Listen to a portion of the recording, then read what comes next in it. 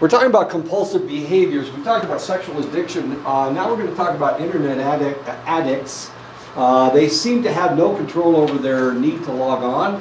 I'm assuming neither of you are internet addicts, even though I see Edison working on his computer all the time. I'm assuming he's not looking at Facebook and playing Candy Crush. Okay, no, doesn't even have Facebook. Doesn't play Candy Crush. Well, the internet didn't really begin until 1991, and it really wasn't available to everybody until 1993. Today, 2.5 billion people worldwide out of 7 billion people are connected to the internet. 15 to 20% of the 1 billion have high-speed connections. We don't have high-speed connections here. I guess we have high-speed connections at the school. But if we were off school grounds, actually in faculty housing, we don't have high-speed internet. In Canada and the United States, 2/3 of the populations are connected to the internet. All you have to do is live in a city, and sometimes Johnny's here. My goodness, I thought somebody stole you. Almost got lost in Chicago. You mean you actually were able to find your way in Chicago? Geez, Chicago is such a mess. Chicago is an old city. Chicago is, you know what Chicago means? What's that? The word Chicago. It's an indigenous word. It means wild onions. Wild onions. Really? Chicago's built around a swamp, and the swamp used to grow wild onions. Wild onions used to grow there, so the natives would come in and pick the onions to eat, and that's where the name Chicago came from. As odd as that sounds. So what's going on here? You guys didn't notice I have a new belt buckle. I'm trying to get it fastened. Wait a second. Yeah. A new belt buckle. Bought it last night. They said it was a Navajo design. So, I don't know. My other two, one of them is 4 tall, the other one is 4 so. Okay, got it. I can't breathe. Okay, anyway, so up in Canada, United States, 2/3 of the population are connected to the internet. The 3 main uses of the internet, of course, are gaming, which none of us do, of course, because we're all good boys and girls. Seeking erotic material, and we'll assume that that is true as well. And gambling. And of course, I don't gamble, but I don't know about anybody else. So if you use the internet for any of these 3 things, then you use the internet for the same reason that most people use the internet. Oh, there we go. We got the guy that can actually fix it. Okay. Edison's already been over there. No? Man, 88 degrees. 88. Well, it's gone down 2 degrees. It was 90 before. degrees when we came in. You need to open the windows, except the windows don't open. Get a brick on. Brick. A chair. We'll throw a chair through the window. The internet is anonymous. It's inexpensive. It's controlled by the user. It's validating. It validates you. It's rewarding to you because you get what you're looking for. It's convenient, and you can use it to escape, to go into a new environment, to a new realm. And It's so, not one, not so true. anonymous? Not anymore. What did Zuckerberg admit in the congressional hearings? He admitted that Facebook gets information about people who aren't even on Facebook. I know. Facebook sold their stuff to a company called Cambridge Analytica. And Cambridge Analytica used the, what was it, 29 million people that they had bought the rights to their information. They used that to help Donald Trump win the election, as it turns out. So we'll see what happens. And now everybody's mad at Zuckerberg because it was Facebook that sold the information to the Republicans. Symptoms of internet addiction include logging on at every chance at home or work. Non-addicts log on an average of 8 hours a week. 8 hours a week. Of course, I'm on there more than that because I'm grading your stuff. So I'm on Who's Blackboard. online 8 hours a day? I don't think 8 hours a week. 8 hours a week, so non-addicts. Addicts will log on for about 40 plus hours a week. So it's like 8 hours a day. I don't even make 8 hours. Obsessing about the internet, has to do with individuals that are internet addicts. They obsess about the internet. They feel irritable and anxious when they're not online. Time online increases to make the individual feel that they have had enough. Losing track of time when online, if you can't remember what time it is, or all of a sudden it's the evening and you were thinking that you had only it was only in the afternoon. Neglecting responsibilities to be online, like not fixing supper, not cleaning your house, whatever. Allowing relationships to deteriorate with spouses, co-workers, family, and friends because you're on the internet. Candy Crush suddenly becomes more important than talking to anybody. Posting more messages and downloading more and more data. Eating in front of the monitor.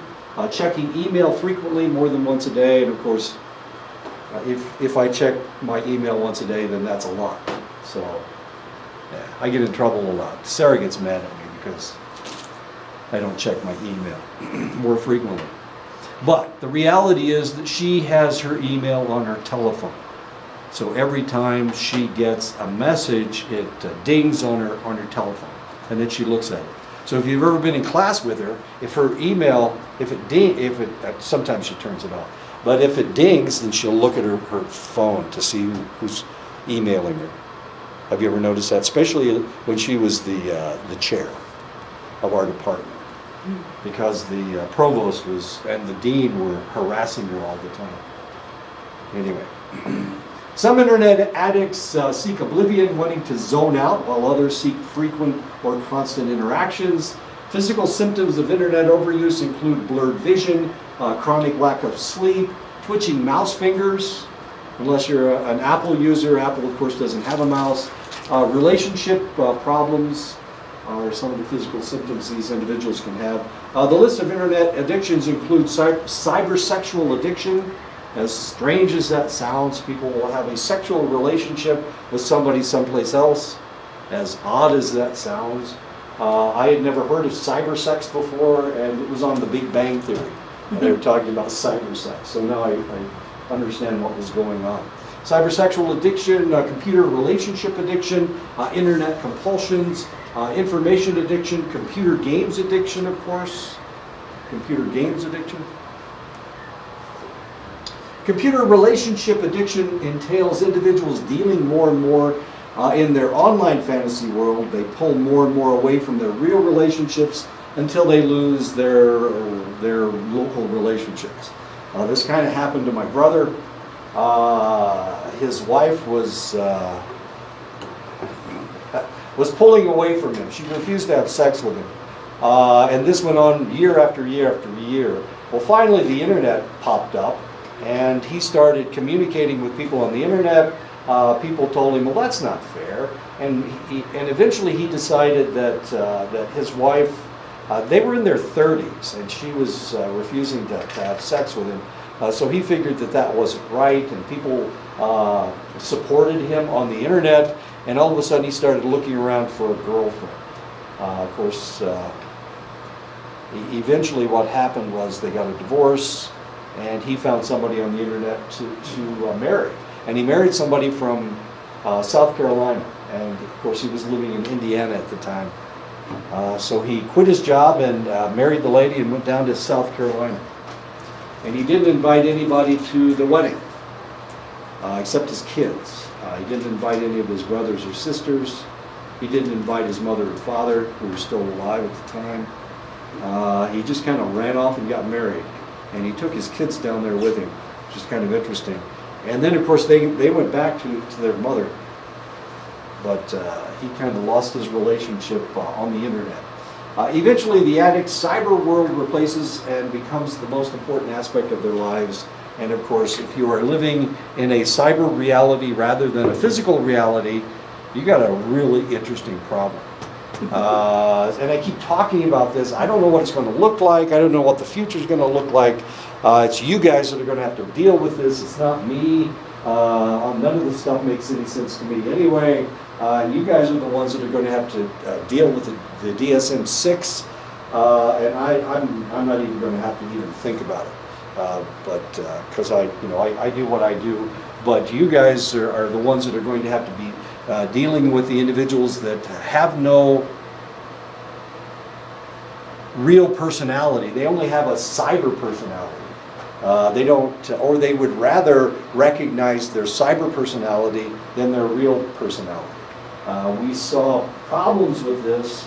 Individuals who were, what do they call those things? Where you develop a character online. What do they call that? You have not an icon. Is it an icon? It's not. Virtual? Something to do with... In a virtual world, yeah. Avatar? Avatar. That's the word. That's the word I was looking for. Avatar. Okay, so if they identify more with their avatar than they identify with their actual selves, wow. And actually, the new movie that came out from Steven Spielberg may be dealing exactly with that very topic, as confusing as that is. The movie Avatar actually painted it in a fairly positive picture, because we've got the one guy that's crippled, and when he's in his avatar world, he of course has legs and he can move around and whatnot. And it looks really positive, but the reality is, of course, is that real or is it not real? What is better, living in the physical world or living in your avatar world? I don't know. But you guys are going to have to deal with it, not me. I'm not going to worry about it. This whole gaming thing, this whole avatar thing, this whole internet thing, this is all brand new as far as I'm concerned. And I'm right at the end of my career, and you guys are right at the beginning of your careers. So this is just something that you're going to have to think about in the future. Now the problem is that we're always behind. So if there is a problem, normally the old farts like me, the old farts that write the DSM-5 or the DSM-6 in the future, they don't recognize this stuff. So you're going to see it first. You're going to see it before we do, before the old people do. Are you all right? Yeah, it's too hot. It's cooler over here. No, it's being over by Johnny. No, it's not Johnny. It's too hot. Seriously, it's really hot.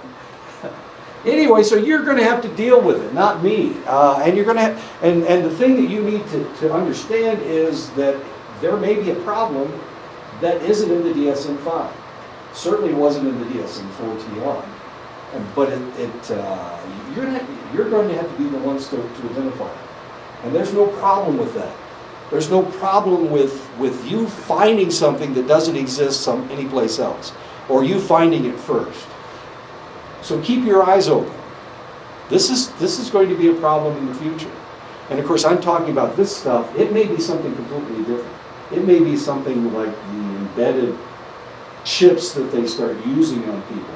I don't know. Now that they're legalizing marijuana, it looks like they may legalize it nationally. You guys are going to be the one that have to identify the problems of marijuana. Because the federal government, of course, they're doing research, but a lot of times they do research that makes their decisions look good. So you guys are going to have to be the ones that identify this stuff. So keep your eyes open. You have every right in the world to identify a problem. And maybe this will just be a problem here on the reservation, but it will probably be a problem nationwide or even worldwide. So keep your eyes open. I can only tell you what happens in the past. I can't tell you what is going to happen in the future. Johnny was over there playing with the damn thing. It's just too hot. If it's too hot for you, you can move over there with Edison. Anyway, so you guys are going to have to be the ones to identify this stuff. All right?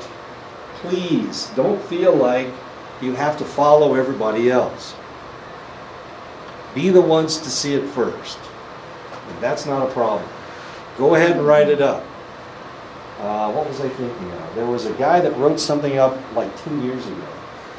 And it had to do with physics. And he wrote it up, and of course everybody just said, no, this isn't right at all. This is crazy. You're nuts. And they just ripped him up one side down the other. Now, of course, they've discovered it. And now he looks like a genius. But before, he was the biggest idiot in the world. So don't listen to your critics. If you see something and you know that it's there, don't hesitate to tell people about it. Because you may be the first one, and other people may be seeing it. And because, of course, we live in a world of followers, okay? Doctors want everything to be the same way that they were 10 years ago. Professors, even professors of psychology, we don't want anything to change. I've already written my lecture, and I wrote it 5 years ago, okay? I don't want to change my lecture. We live in the past. People with a lot of information, a lot of knowledge, a lot of times they don't grow. They just stay where they are.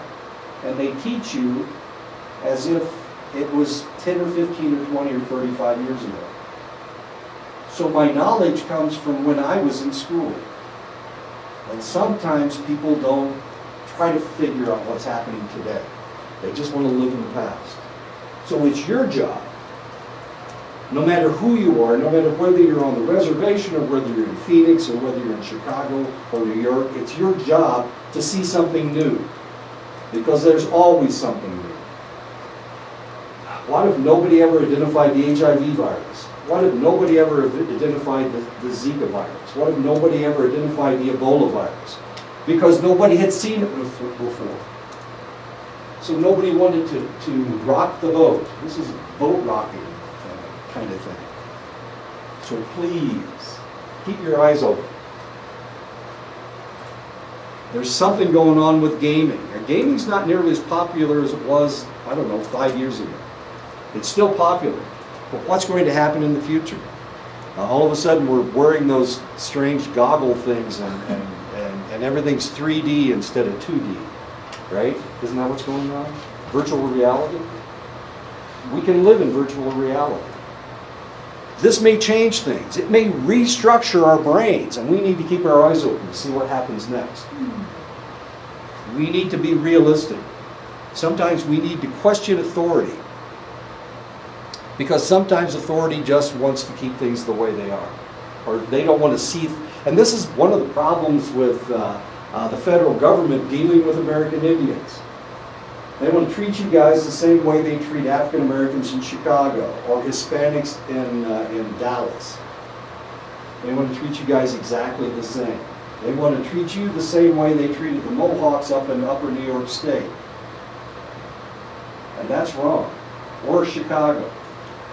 Or the Chippewa in Michigan and Wisconsin, or the Winnebago in Wisconsin.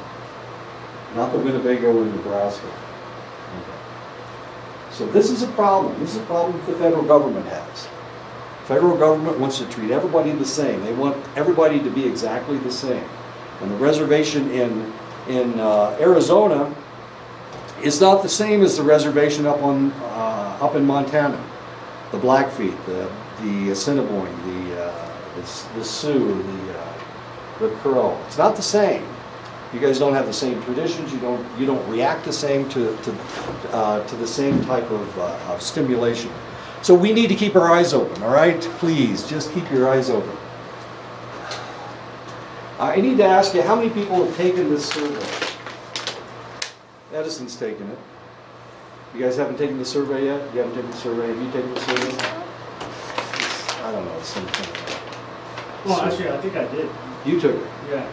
Tiffany, have you taken the survey? I don't think so. Okay. And Hermes, you haven't taken it? Okay. All right. I know, I put this damn thing off. I was supposed to do it last month. I did it yesterday. Poor Edison, he had to take it 3 times yesterday. No, twice. No, just the one time. Okay, we'll have to stop class early so we can take the survey. Anyway, okay, so here, I'll get off my soapbox. Please keep your eyes open. You have every right in the world to see things and to see new things. You need to keep your eyes open as far as marijuana is concerned, because marijuana may not be as non-destructive as people pretend it is. So keep your eyes open, please.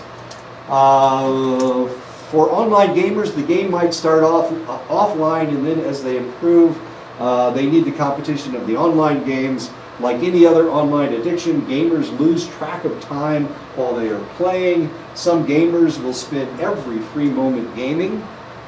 Men, teenagers, and children play online more than any other groups. Women, not so much, but men, men are easily distracted. I don't know if you noticed that, but they start working on their car, and all of a sudden it's like 3 days later, and they're still trying to get that thing.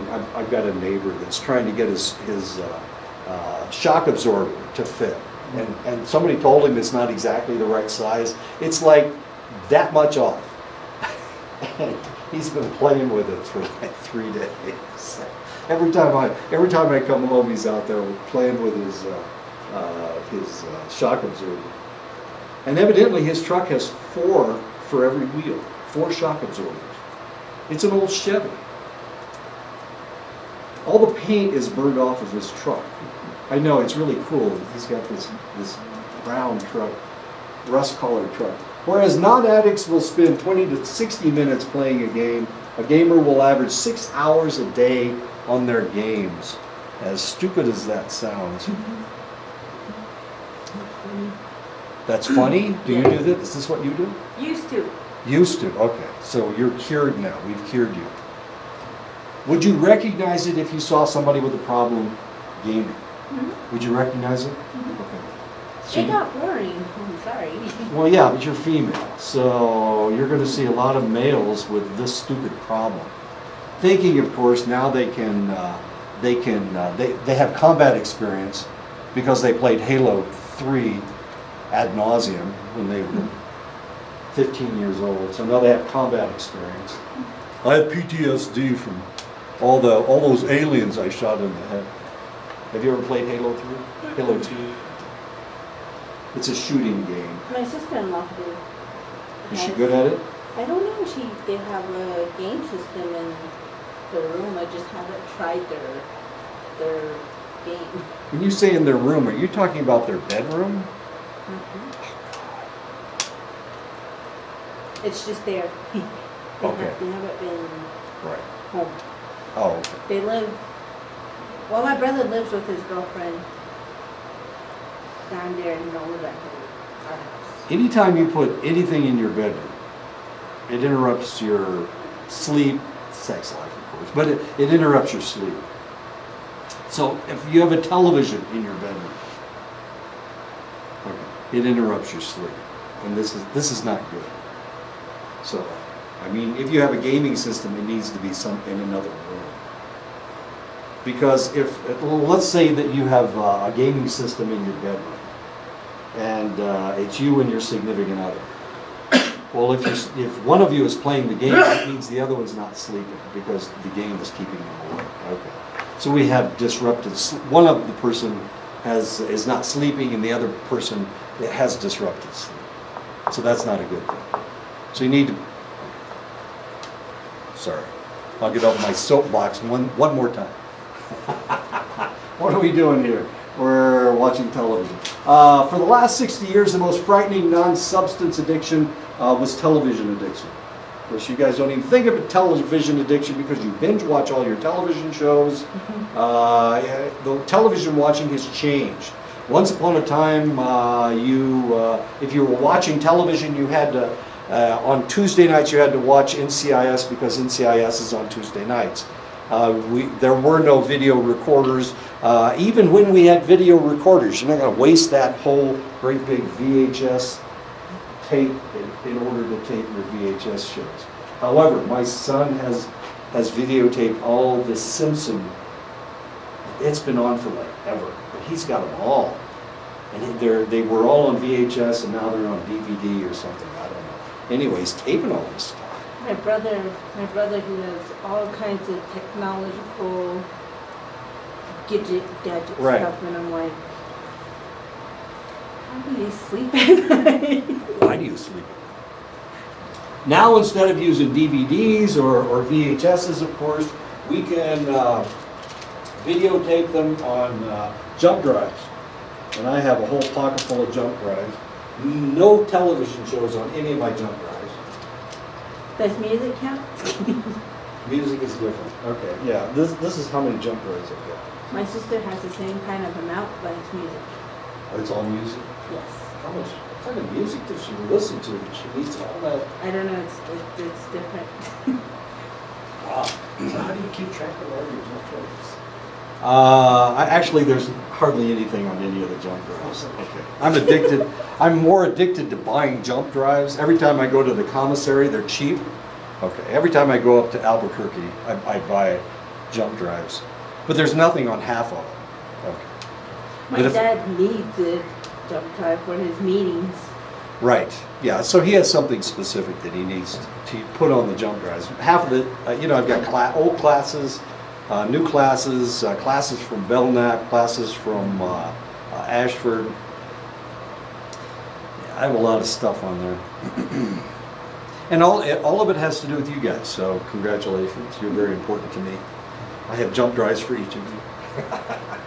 TV addicts may easily spend 6 to 8 hours a day watching television. I have been a television addict in the past.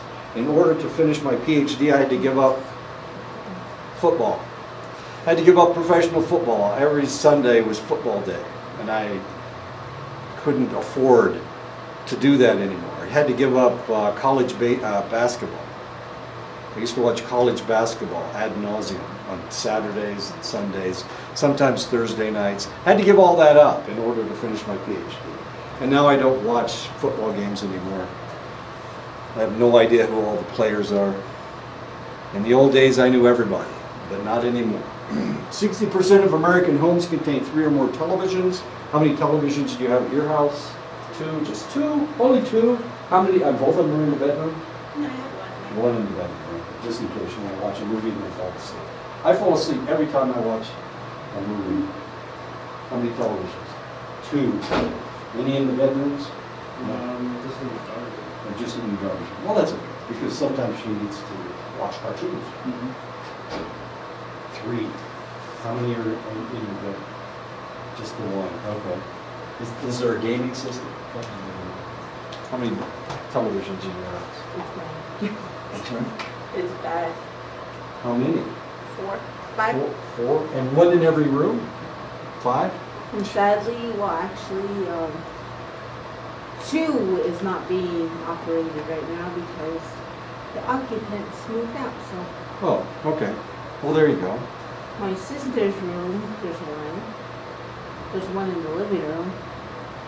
There's 1 in my room, but You never watch it because you were working on my stuff all not as much. I don't watch TV as much. If you have a television in your bathroom, you got a really serious problem, okay? I binge watched all my shows and now there's no new episodes, so it's What are you gonna do? I know. Sarah was asking me the other day if I had Netflix, and of course I don't have I don't have Netflix. Netflix. Don't tell Sarah. She'll never talk to you again. I don't think so. Maybe. Okay, so 60% of the homes have 3 or more televisions. In many American homes, the television is on longer than their lights are on. They turn off the lights in order to watch television at night. As strange as that is. There's a reason why we don't mind having bad lighting. The light bulbs we have now, in the old days we used to have 100-watt bulbs, we used to have 75-watt bulbs and 60-watt bulbs. Now all of them are right around between 40 and 60, which is a pretty dull light. You really can't read by that light, but we don't read books anymore. What we read off of a computer screen or a telephone. People have books on their telephones. And I'm thinking, how many times do you have to hit that screen in order to read? You know, that's crazy. That's nuts. Anyway, many Americans have and so they, and that's one of the reasons why they don't have bright lights anymore. Nobody cares because we're not reading anyway. So we don't need a bright light shining on our book so that we can read our book, because nobody reads books anymore. The benchmarks for television addiction: compulsive use, making the individual a couch potato, using television to change one's mood, sedative or antidepressant. And I will admit that when I go home at night, I need to decompress. What do? I turn on the television. Hopefully, usually I'm looking for a movie. Sometimes it's a movie I've watched over and over and over and over and over and over and over and over and over. Over and over and over and over and over. Yeah, I've watched a lot. But I'm looking for a movie. What was I watching the other day? Oh, Atomic Blonde. Has anybody seen that movie, Atomic Blonde? It's about Charlize Theron as a spy, and she kicks everybody's butt in that movie. It's just amazing. She takes on the Stasi, the East German police. Well, the reason I found that movie fascinating is because I'd been to East Berlin, and that's where she goes. And of course, this is from the walls coming down.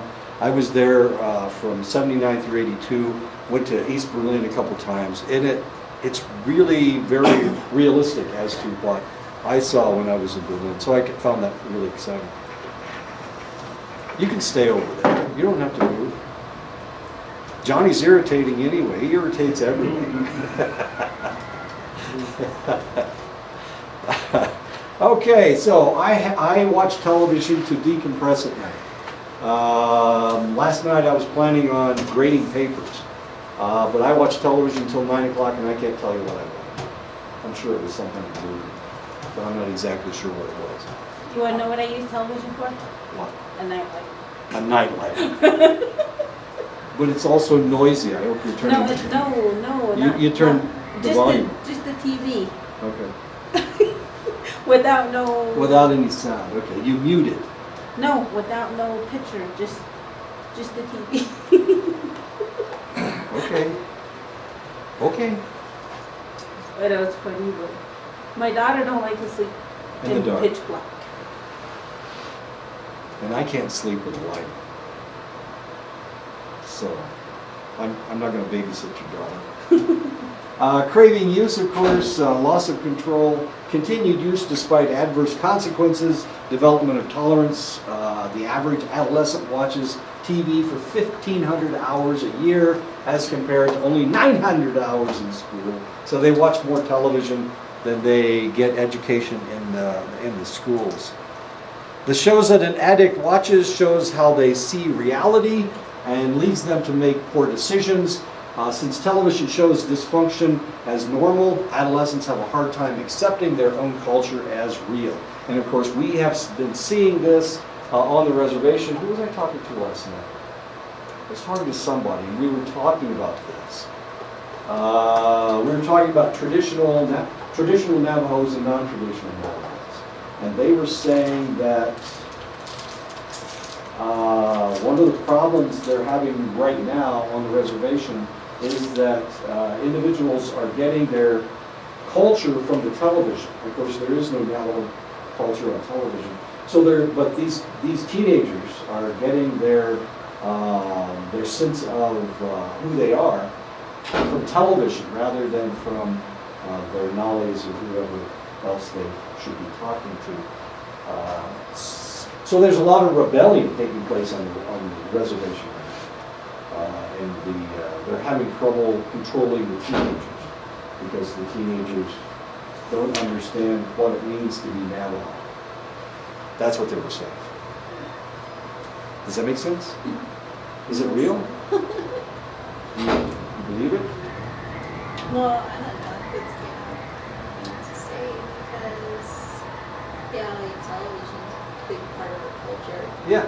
and telephones and computers. So where are we going to get our culture?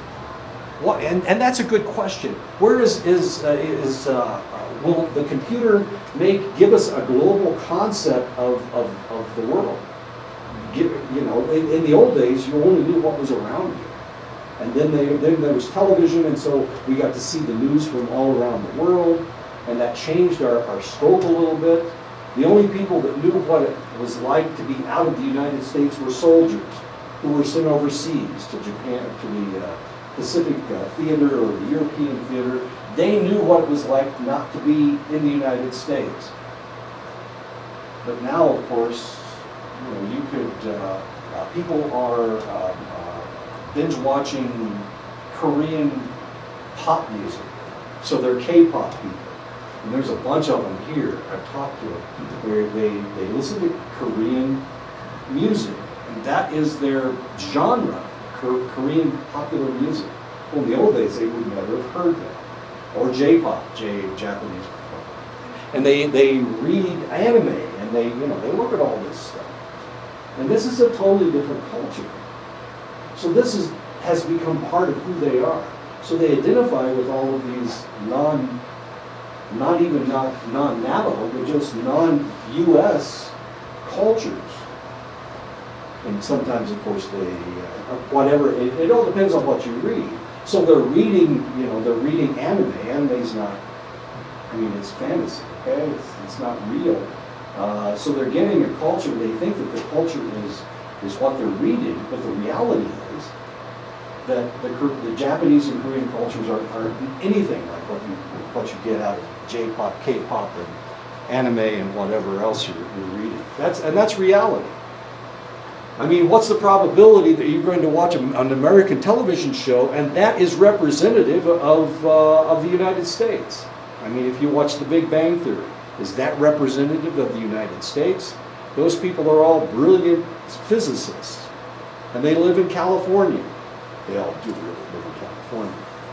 But is that reality for Denver? Is that reality for any other place in the United States?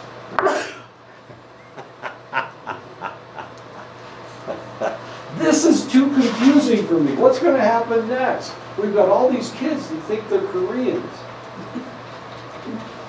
They're even learning Korean, or they're learning Japanese. Or martial arts. Or martial arts. Are they learning martial arts? I don't know. Well, my brother had that idea. Okay. He used to go crazy about all the samurai, the swords, and Asian perspective. There we go. You can become Chuck Norris. That's how Chuck Norris learned to kick people's butts. But on the positive side of that, right. it kind of gives them a better outlook as compared to just being a part of the normal Bureau Reserve. It gives them the opportunity to look outside and see what's out there, the cultures and, right. and so forth, people, nationalities. Right. So it's a good point. I'm only looking at the bad. I'm not looking at the good. It's just like me reading anime and pretending that that's Japan. And if you do, especially if you have children like within that particular category that are young and they grow up within that atmosphere into adults, you as parents also have the opportunity to explain to them the different pros and cons that are involved. Right. So that way they have a much better understanding of what's real and what's not real and so forth. I had a student last semester in cultural psychology class who was just fascinated with the Japanese culture. So I had him read a Japanese novel. Now, Japanese novels and manga and anime are completely different. They're totally different. One focuses on one thing, and the novel, of course, focused on life in Japan. It's really kind of fascinating. It really opened his eyes as to what being Japanese was really about. Because it was talking about Japanese culture. Well, you pick it up in anime and manga, but it's in the book it was being stated, and this is what it is. If you're reading a comic book, you're looking at the page, you're looking at the pictures, you're picking up the culture, but you're interpreting it from your own point of view. But when you read a book, you can't do that, because they're telling you what it's like. And it really opened his eyes. I had a student back up in Montana, and these two guys they liked anime pornography. So they decided, there were two of them, they decided that they were going to go to Japan. And they were going to teach English in Japan. You can make money. It's not a bad gig. But their concept of Japan was skewed because of all this pornography that they were reading. It was really kind of bizarre. And the reality is, if you understand anime pornography, which I'm not telling you should study it so that you understand it. But what I'm saying is, anime pornography is really not about the Japanese. It's about Japanese men having sex with the European women, is what it's all about. That's what it really is. And they didn't quite understand that. They assumed that Japanese women were really like the women that they were. Of course, there's hardly any Japanese in those comic books. Okay, I'll stop. I'll get off my soapbox again. It's Irma's fault. Every time she comes in the room, I jump on my soapbox and start telling her things. Okay, so what's going on? Okay, so sometimes on television, dysfunction seems to be normal. Commercials for fast food may lead to compulsive fatty food consumption. News focusing on negative events leads the individual to skew towards seeing the world as an especially dangerous place. And of course, this is a problem that my friend from West Virginia had. He would binge watch cops on television, and he assumed that every shaved-headed Mexican was a what is that? Something 13, MC 13 or whatever it is. One of those gang members. Anyway, he got that idea. And all African Americans, of course, were dangerous and needed to be shot. Real strange fellow. A study in New Zealand, and that's why he had so much ammunition and so many weapons. He was afraid of the Mexican mafia coming up here, or the South American mafia, or the shave-headed Mexicans with all the tattoos you've seen on television. A study in New Zealand showed that the more the child watched television between the ages of 5 and 15, the less likely they were to graduate from high school or go to college. Wait a minute, something has just happened. What just happened? President Trump sent troops to the border. He's having problems getting Congress to fund his wall. So he decided he was going to guard the wall with troops. Actually, there are troops from Arizona that are going down the border. Troops from Texas are going down the border. Troops from California aren't going down to the border. But troops from New Mexico are going down the border. This is really important. Why in the world is it so dangerous right now? Why do we need to guard the border right now? Well, the reason is because there's a caravan of people from El Salvador, Guatemala, and Honduras. There's a group of individuals moving up Mexico to the American border. Theoretically, that's what was going on. The news that he watches made it look like there were like hundreds of thousands of people moving this way. The reality was that there were about 1,000. Not only that, but the other reality was that most of them weren't trying to come to the United States. They were just trying to escape from Honduras, El Salvador, and Guatemala. But he got the idea that, and of course, this news agency made it sound like that all these individuals were trying to break into the United States, and he was talking about the women being raped and all kinds of stuff. So he sent these troops down down to the border. Remember, what did I just talk about? I was just talking about it could skew your idea of what's going on in the world, and that's exactly what has happened with him. He watches the wrong television shows. There are over 200 million cell phone users in the United States. There are over 6 billion cell phone users around the world. Calling and texting takes up a large part of a teenager's day to the exclusion of studying or engaging in face-to-face relationships. Is this going to be something in the future? Now our telephones are computers, isn't that correct? Can't you Google things on your telephone? Yes, you can, of course you can. Do your relatives and friends text you and give you information? They email you? The other day, Sarah said, "Oh, I texted you last night. Did you get my text?"